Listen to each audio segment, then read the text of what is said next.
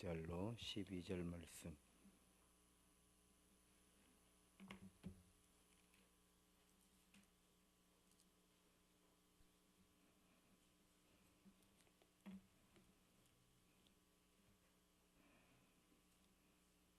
야고보서 4장 11절 12절 함께 읽습니다. 형제들아 서로 비방하지 말라. 형제를 비방하는 자나 형제를 판단하는 자는 곧 율법을 비방하고 율법을 판단하는 것이라. 내가 만일 율법을 판단하면 율법의 준행자가 아니요 재판관이로다. 입법자와 재판관은 오직 한 분이시니 능히 구원하시기 멸하기도 하시느니라. 너는 누구이기에 이웃을 판단하느냐. 아멘. 기도하시겠습니다. 하나님 고맙습니다. 박기옥 집사님, 김하연 집사님 1000번째 예물 드리고 주정의 예물 드립니다. 영광 받아 주옵시고 은혜 입혀 주실 때에 예수님께서 세상에 계실 때 내 믿음대로 되라 말씀해 주신 그대로 믿음대로 되게 하시는 은혜와 능력을 더하여 주옵소서. 예수님 이름으로 기도 올리옵나이다. 할렐루야. 서로 인사합시다. 주의 이름으로 사랑합니다. 한 번 더 인사합시다. 행복한 예배입니다. 한 번 더 인사할까요? 은혜를 충만하게 많이 받읍시다.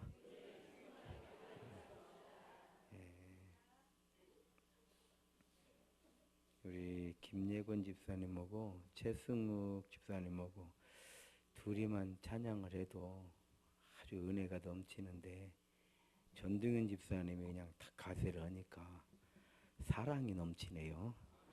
할렐루야. 우리 박수 한번 쳐줍시다.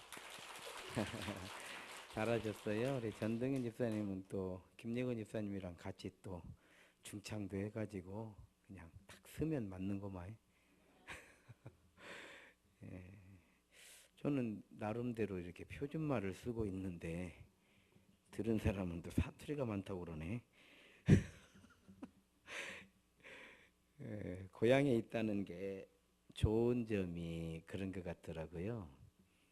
말을 편하게 할 수 있다라고 하는 거. 그래서 강원도 사람은 말을 끝에 가서 그랬었더래요 이렇게 하더만. 근데 그 말을 자꾸 써야 이분들은 편한 거예요. 안 그랬더래요? 뭐 이렇게 하든가. 그 얘기를 이렇게 하더만요.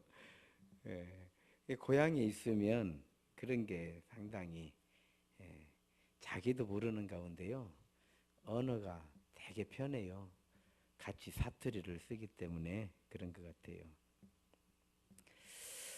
구약성경에 보게 되면은 하나님께 우리는 어떻게 제사를 드려야 되는가 하는 게 레위기에 나와요. 레위기. 이거는 제사법이라고 그래요.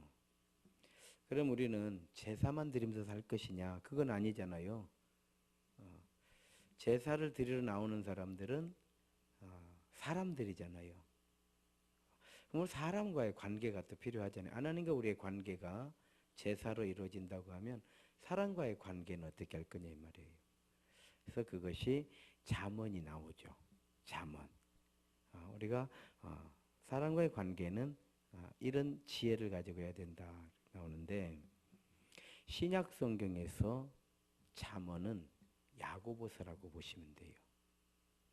또 신약 성경에서 레위기는 로마서라고 보시면 돼요. 로마서. 굳이 이야기를 한다면 그렇게 볼 수가 있습니다. 그러니까 야고보서는 예수님을 어떻게 영접하고 또 어떻게 우리가 기도하고 이런 내용이 아니에요. 성도는 어떻게 교회 안에서 서로 사랑하고 교제하는 가운데 믿음으로 살아갈 것인가. 그리고 성도의 행동 지침에 관한 말씀이 야고보서예요. 야고보서. 우리가 믿음에 관해서 예수님을 어떻게 영접하고 예수님을 어떻게 알고 그런 걸 알으려면 복음서를 읽어야 돼요. 마태복음을 읽는다든지 예. 특별히 그 영적인 부분에 대해서 우리가 조금 더 알고 싶다 그러면 요한복음을 읽어야 돼요. 그래서 요한복음에는 마태복음이나 다른 새 복음서에 나와 있지 않는 영접하는 자, 곧 그 이름을 믿는 자들에게는 하나님의 자녀의 권세를 주셨으니 이는 사람으로 되는 것이 아니고 하늘 아버지께서 우리에게 주시는 것이다. 이런 내용들은 다 요한복음에 나오게 돼요. 요한복음에.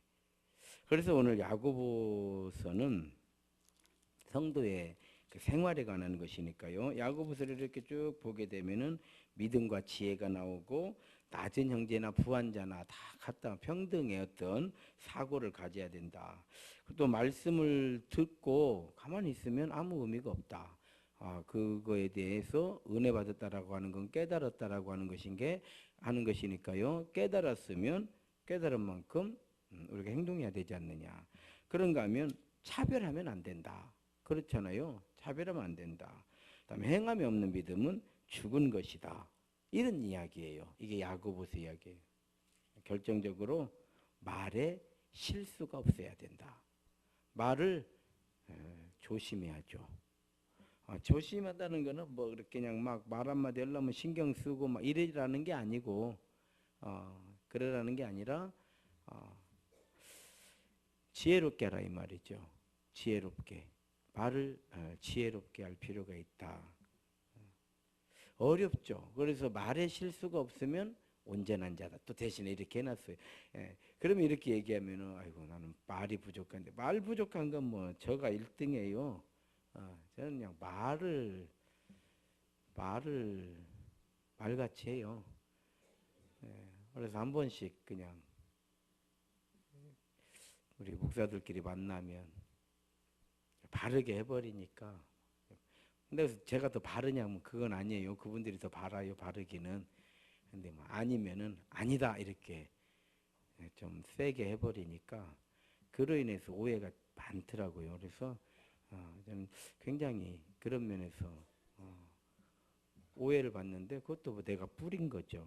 내가 뿌린 거다. 그래서 말에 실수가 없으면 온전한 자다. 그렇다고 해가지고 말을 아무렇게 하느냐 그건 아니에요. 그래서 교회가 좋아지려면요 말이 좋아져야 돼요. 그래서 말이 좋아지면은 분위기가 좋아져요. 분위기가 좋아지면요 마음이 열려요. 마음이 열리면요 뭐든 들랑달랑 교제가 돼요. 교제가 되면요 행복해져요. 행복해지면요 더 바랄 것이 없어요. 할렐루야. 이렇게 출발이 항상 그렇게 되는 거예요. 그래서 야고보서에서는 말을 지혜롭게 해야 된다. 말을 지혜롭게 해야 돼. 그런가 하면 위에서 오는 하나님께서 우리에게 주시는 지혜를 가져야 된다. 그런데 오늘은 이렇게 쭉 가는데 오늘은 지혜가 뭐냐 이거예요. 지혜. 정말 그 위에서 하나님께서 우리에게 주신 은혜 그리고 우리가 지혜롭게 하는 것이 뭐냐? 비방하지 말라는 거예요. 비방하지 말아라.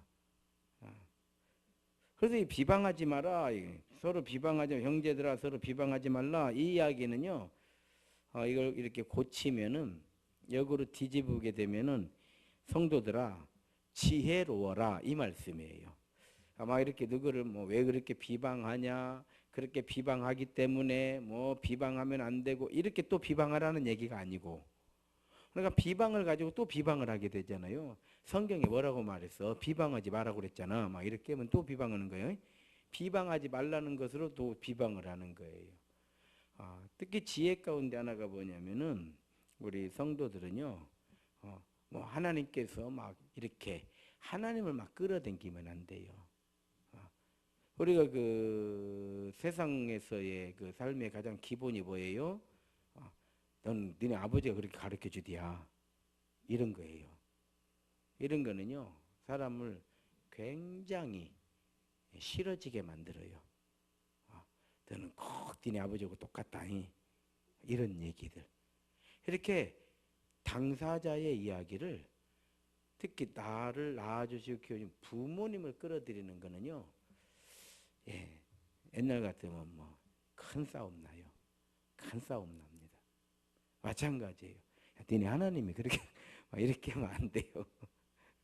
하나님 없는 거 아니야? 하나님 있으면 뭐 나한테 왜 이래? 이 말에 굉장히 지혜가 없는 거죠. 지혜가 없는 거예요. 그럼 뭐 반대로 말하며. 저는 그러면 그래요. 그러면 하나님께 뭘 해드렸는데?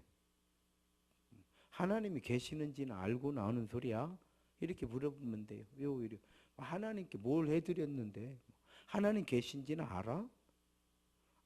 뭐 안 계시는지 알고 그렇게 막 아무렇게나 하겠지? 이렇게. 말이 지혜로워야 돼요. 말이 지혜로워야 된다. 왜냐하면 우리는 이제 구원받은 성도잖아요. 구원을 받았다라고 하는 거는 어떻게 아냐면 성령이 우리 안에 거하시면 아는 거예요. 네. 신앙생활 10년 이것이 구원받았다는 증거가 안 돼요. 우리 아버지가 목사님 이런 게 구원받은 증거가 안 돼요. 우리 아버지가 장로님 이런 것도 아무 필요 없어요. 이거는 구원의 증거가 아니에요. 그냥 믿음의 집안의 증거예요.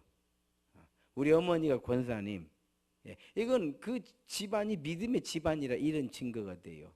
구원의 증거는 우리 안에 거하시는 성령의 역사하심인 줄로 믿습니다. 그럼 성령의 역사하시면 어떻게 하느냐? 그렇게 교회 안 가려고 하는데 끝끝내 교회 나와 있어. 그 성령의 인도하시는 사람이에요. 할렐루야. 왜냐면 우리는 하기 싫으면 안 하는 거거든요. 개 모이면 빠지면 빠지는 거잖아. 그래 안 그래요? 또 성령의 인도하심을 어떻게 하느냐? 이런 어려움 저런 어려움이 있는데도 이것도 이겨내야 된다. 아, 이거 사단이 역사하는구나. 기도로 이겨내야 된다. 이런 생각이 들고 이렇게 하는 사람들은 성령이 인도하시는 사람들이에요. 그런데 반대로 조금 어려움이 있을 때 교회 갈 필요 없어. 뭐 교회 뭐 들어가. 가봤자 아무 필요도 없어. 나 안 가려고 귀찮아. 집에서 쉬지 뭐. 성령의 인도를 안 받는 사람이에요. 말이 틀렸다는 게 아니고요. 그렇죠. 성령의 인도를 안 받으니까 가봤자 아무 필요도 없는 사람들 있죠. 이 우리 알아요. 그래서 예수에서 믿는 거는 받은 증거가 많은 거예요. 받은 증거가 많은 거예요. 서울에 그 명성교회가 막 세습 막 그래요. 그럼 누가 그걸 막 비판하냐면은 안 믿는 사람들이 막 비판하는 거거든요. 교회를 기업으로 보고. 그래서 어제도 이제 우리 전국적으로 노회가 있잖아요. 노회장들이 이제 모이는 노회장들의 그 모임이 있어요. 그 중에 이제 임원되는 분이 이 노회장들이 뭔 성명서를 발표를 해야 되는데 그런 얘기를 저한테 물어요. 그래서 제가 일단 먼저 본질로 들어가야 되지 않겠느냐. 이것이 정말 잘못됐느냐 성경적으로 한번 비춰봐라. 아론의 아들이 대제사장이 된 것에 대해서 어떻게 생각하느냐. 여러분 어때요? 제 아들이 목사가 되면은 세습이에요? 그렇지 않거든요. 두 번째로는 언론은 지금 기독교를 굉장히 지금 어떻게든지 기독교를 그 뭐라고 말할까요? 안티죠. 안티라고 표현해야죠. 기독교를 어떻게든지 폄하시키려고 지금 하고 있어요. 왜 그런지 몰라요. 뭐 그렇게 잘못한 것도 없는데 막 엄청나게 막 잘못한 것처럼 막 그래요. 그래서 지금도 언론이 막 이러는 거예요. 그럼 언론의 편에 들을 것이냐? 우리가 믿음의 편에 설 것인가를 생각해야 되지 않겠느냐. 세 번째로 명성교회는 다 부족하고 모질한 사람들만 모여 있다는 말이냐? 제가 물었어요.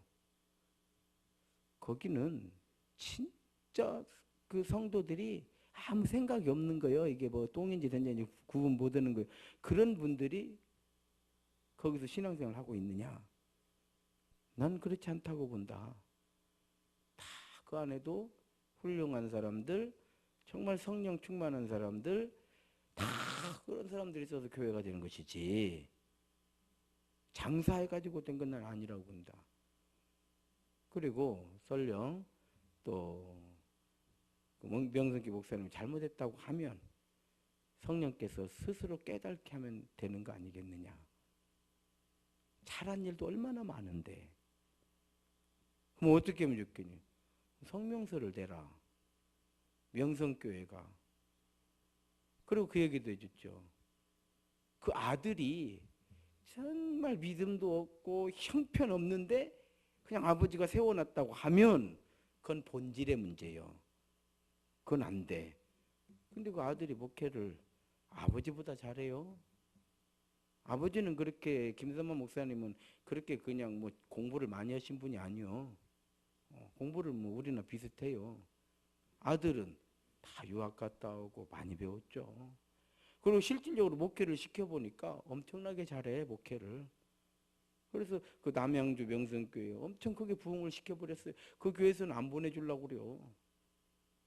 근데도 어쩔 수 없이 와야 돼. 와야 돼. 왜? 이게요, 우리가 생각하는 것보다 사람들은요, 또 이상한 데가 있어요, 사람은. 이상한 데가 있어요.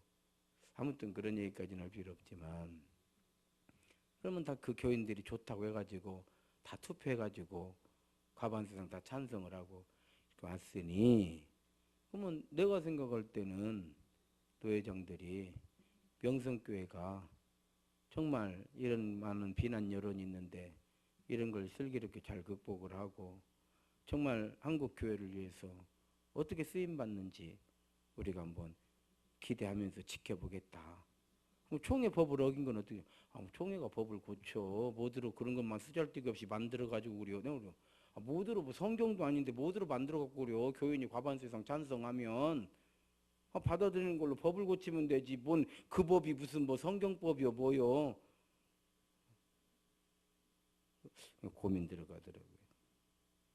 우리는 누구를 이렇게 비판하는 거는 쉬워요. 아이들도요, 부모를 비판할 수가 있어요. 엄마는 왜 그래? 이것도 애기도 하는 얘기요. 그래 안 그래? 엄마도 안 했잖아. 그래? 근데 아이한테 엄마가 하는 수준에 뭘 요구할 수는 없잖아요. 하나님 아래에서 우리 성도들은요, 아이들과 같기 때문에 자기가 하는 일은 없어요. 그럼 뭐만 있느냐? 예, 비판만 있는 거예요. 비판은 아이도 할 수 있는 거예요. 근데 비판할 거를 오히려 격려가 되고 또 전화위복이 되고 이렇게 만드는 거는 어른이 할 일이에요. 할렐루야. 그래서 우리 구원받은 성도들은요, 결국은 야고보서는 교회를 위해서 기록이 된 것이니까 우리 교회같이 되도록 이 말씀을 주신 줄로 믿습니다. 그러면 이렇게 누가 조금 살다 보면은 누구 왜 그런가 몰라 이런 얘기 할 수 있어요. 일체 얘기하지만 이런 뜻이 아니에요. 그렇게 하면 그런 정도 우리가 넘지 말아야 될 부분들 있잖아요. 그런 정도 딱 하고 조금 넘어가려고 하면 화제를 조금 바꾸는 것도 지혜죠.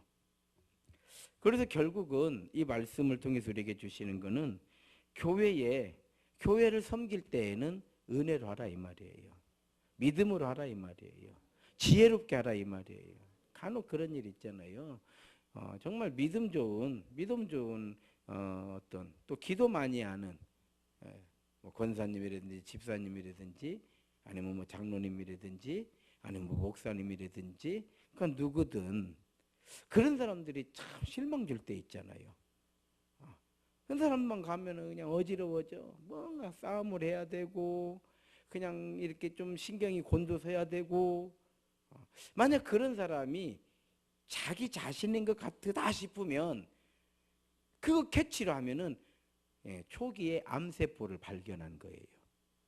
그걸 고치게 되면은 아주 내 인생에 있어서 정말 중요한 부분이 고쳐져 버린 거예요. 할렐루야. 그래서 교회에 필요한 성도, 교회에 유익한 성도, 교회의 일꾼이 되는 성도, 그런 교회를 만들어라 라고 하는 게 이 말씀이에요. 그러기 위해서는 어떻게 해야 되느냐? 여러분, 우리가 지혜로운 성도, 그러니까 비판을 하지 않고 비판을 하는 거죠. 지혜로운 성도, 지혜로운 성도가 되기 위해서는 화평을 심어야 돼요. 할렐루야. 화평을 심는 방법은 뭐예요? 서로를 소중하게 여기는 거예요. 서로를 소중하게 여기는 거. 성도들은 교역자들을 소중하게 여겨주고, 또 담임 목사를 비롯한 우리 교역자들은 성도들을 소중하게 여기고, 소중하게 여기고. 두 번째로는 이렇게 소중하게 여기는 이런 그 분위기, 이런 습관, 항상 소중한 줄 알아야 돼요. 우리는 이렇게 교만해지고 지혜가 없어질 때 그때 고개를 탁 들고 나오는 것이 뭐냐면 소중하지 않게 여기는 거예요. 그래서 우리 노래도 있잖아요. 떠나보면 알 거야. 뭐 이런 가요 있잖아요. 뭔 뜻인지는 모르겠지만은, 그렇죠. 정말 소중하거든요. 소중해요. 그런데 같이 있으면, 막 있고 이렇게 있으면 나중에는 이렇게 있다 보면 소중한 줄을 몰라요. 모르고 막 함부로 한다든지. 그래가지고 이제 또 어떤 일이 생기면 그때 후회를 하게 되잖아요. 소중한 거예요. 성도 한 사람 한 사람 소중하고요. 소중하고 또 서로 정말 소중해요. 소중합니다. 그래서 우리 2017년도 한 해를 이렇게 되돌아보면은 이게 하나님 우리에게 주신 은혜잖아요. 교회의 좋은 분위기, 또 이렇게 되기까지 하나님께서 우리 교회에 주신 많은 은혜니까 이 은혜를, 이 분위기, 이런 것들을 어떻게 여겨야 된다? 소중하게 여겨야 돼요. 소중하게. 그러려면 어떻게, 또 지혜로운 방법 가운데 하나가 하나님을 가까이 해야 돼요. 그래서 제가 지난번에도 말씀드렸지만 지금 이제 우리 교회가 해야 될 일이 뭐냐면은 이런 분위기를 소중하게 여기고 이렇게 하면 돼요. 오늘 그 전도 회장들 다 만나서 이제 얘기했으니까 그렇게 하시면 되고, 두 번째 우리가 해야 될 것이 뭐냐면은 말씀을 보고 기도하는 생활을 해야 돼요. 이거 꼭 해야 돼요. 이제 이거 이제 안 되면은 점점 멀어져요. 처음에는 잘 몰라요. 조금 멀어진 게 나중에는 한참 멀어져요. 한참 멀어져요. 그러면 하나님하고 멀어져요. 신앙생활은 여전한데 영성은 멀어져 있는 거예요. 그래서 말씀과 기도는요, 늘 얘기해주고 깨닫고 다시 돌아오고 또 좀 멀어졌다가 다시 돌아오고 다시 돌아, 끊임없이. 그래서 성경, 구약 성경에도 쭉 보게 되면 이사야 이렇게 그쪽으로 가게 되면은 주제가 뭐예요? 다시 돌아오라는 얘기예요. 돌아오래요. 그 사람은 계속 돌아오는 게, 가만히 있으면 흘러가요. 흐르는 물처럼 흘러가요. 다시 돌아와야 돼. 빨리 제자리로 돌아와야 돼. 우리 몸도 마찬가지잖아요. 이렇게 운동하고 그러면 척추가 틀어지잖아요. 틀어지면 이렇게 교정 이런 걸 통해서 돌아오게 만들면 되잖아요. 돌아와야 돼요. 그래서 하나님을 가까이 해야 된다. 지금부터 준비하십시오. 말씀 보는 거, 기도하는 거. 또 기회가 되면 또 말씀. 언젠가도 제가 말씀드렸죠. 성경은 원래 이게 구어체예요. 문어체가 아닙니다. 그러다 보니 그리고 구전으로 내려왔던 거예요. 성경 기록, 구전으로 내려왔던 거를 모아가지고 기록을 한 게 성경이에요. 그래서 성경은 소리내서 읽을 때 가장 뜻이 정확히 전달이 돼요. 소리내서 읽을 때 눈으로 이렇게 보는 거하고 소리를 내는 거. 또 우리 뇌 구조라고 하는 것은요, 그렇죠. 자기 소리를 자기 뇌가 입력을 하잖아요. 그래서 공부를 해도요, 눈으로만 하면 30분 할 수 있지만 소리내서 읽으면서 하면은 1시간 할 수 있는 거거든요. 그리고 훨씬 시청각이 되는 거거든요. 꼭 소리내서 읽으면 굉장히 좋아요. 소리내서 읽으면 좋다. 어떤 연예인은 자기 녹음을 하더만 녹음을 해가지고 주고받고 하더만요. 한번 그것도 연구해봐가지고 우리도 그럴 필요가 있겠다 싶어요. 그래서 내가 녹음해가지고 보내주고 그 녹음해서 보내주고 서로 짝을 해가지고 그래서 성경을 한번 읽어보는 거예요. 그럼 성경은요 참 신기하잖아요. 성경은 지난번에 그 유병용도 부흥할 때 그런 얘기 기억나실 거예요. 다른 책은 한 번 읽고 두 번 읽으면요 식상해요. 세 번 읽으라고 하면은요 아 진짜 뭐 세 번까지 읽기 싫어요. 근데 성경은요 10번 읽으면 10번 은혜가 되고 100번 읽으면요 100번의 은혜가 돼. 신견책인 거예요. 그래서 이거는 하나님이 우리에게 주신 영혼의 책이에요. 어떤 책을 100번 읽겠습니까? 아무리 좋은들 100번 읽으면 100번 은혜가 커지는 거예요. 마지막으로 우리 자신을 조금 더 낮춰야 돼요. 나를 조금만 낮추면 그렇죠. 좀 한번 따라합시다. 인격에 다이어트를 하자. 몸매에 의해서만 다이어트 하지 말고 우리 인격에 다이어트를 좀 할 필요가 있어요. 이것도 마찬가지예요. 자꾸 돌아와야 돼. 어느 순간 보면 자기도 모르게 자기가 막 높아져 있어요. 막 높아져 있어요. 빨리 다시 내려와야 돼. 빨리 내려와야 돼. 사람은 가만 놔두면 높아져 있어요. 그래서 말했잖아요. 뭐 칭찬은 고래도 춤춘다 그러지만요. 대신에 동시에 칭찬은 어린애기도 교만하게 만든다. 막 잘한다 막 뭐 진짜 잘한 줄 알아요. 뭐 가지고 뻣뻣해 가지고 나중에 말도 안 들어버려. 항상 양면을 알아야 돼요. 칭찬은 고래도 춤추고 칭찬은 다 좋은 건 사실이지만은 동시에 고래도 교만해질 수가 있어요. 아이들도 교만해질 수가 있어요. 우리도 마찬가지예요. 설교도 잘합니다 하면 우선은 좋지만은 계속 잘한다고만 하면은 나중에 진짜 잘한 줄 알아? 진짜 잘하지만 진짜 잘한 줄. 그래서 빨리 돌아와서 인격에 다이어트를 하시면 좋겠다. 그래서 우리가 조금만 낮아지면요. 한 번 더 따라합시다. 낮아진 만큼 행복 지수는 올라간다. 신기한 일이에요. 낮아지는 만큼 올라가요. 올라간 만큼 행복 지수는 떨어져요. 지난번에도 언뜻 이번에 우리 장로님들이랑 이렇게 가가지고 TV에 언뜻 보니까 그 가수 이은하가 나왔더만요. 이은하가 이렇게 뭐 척추 보여가지고 살이 많이 쪄가지고 또 아버지 사업 실패로 그냥 빚덩이 앉아가지고 자기 집도 없이 어디를 몸은 아프고 돈을 벌어야 되니까 수술을 보던데요. 당장에 벌어야 먹고 살으니까 아버지한테 물어보니까 대한민국의 돈은 다 벌었었디야. 자기 딸이. 근데 지금은 이렇게 어렵게 됐어요. 그 천변 그 계곡 같은 데를 갔더라고요. 이렇게 보면서 꼭 집을 가져야 되나? 이게 다 내 집인 걸 이러고 있더라고. 거의 뭐 스님이 됐더구만. 도텄더라고요. 저 뭐예요? 낮추지 않으면 행복할 수가 없으니까.